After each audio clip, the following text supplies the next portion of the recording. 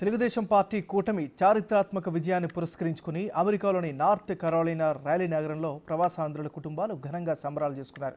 తొలుత ఈనాడు గ్రూప్ సంస్థల చైర్మన్ స్వర్గీయ రామోజీరావు చిత్రపటానికి పూలమాల వేసి శ్రద్ధాంజలి ఘటించారు. అనంతరం విజయోత్సవాల కేకును కట్ చేసి ప్రారంభించారు.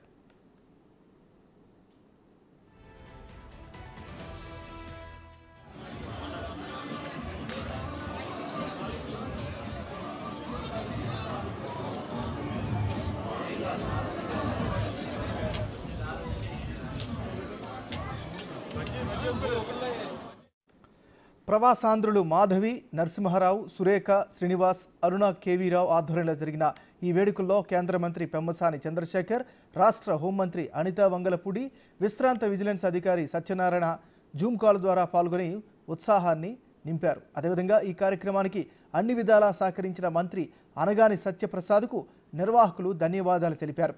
ప్రవాసాంధ్రుల పిల్లలు CBN 4.0 అని ఫోటోలతో ప్రదర్శన చేయడం ఆకట్టుకుంది. విజనరీ లీడర్ చంద్రబాబు నేతృత్వంలో కూటమి ప్రభుత్వం రాష్ట్ర పురోగతి సాధిస్తుందని వారు ఆశాభావం వ్యక్తం చేశారు.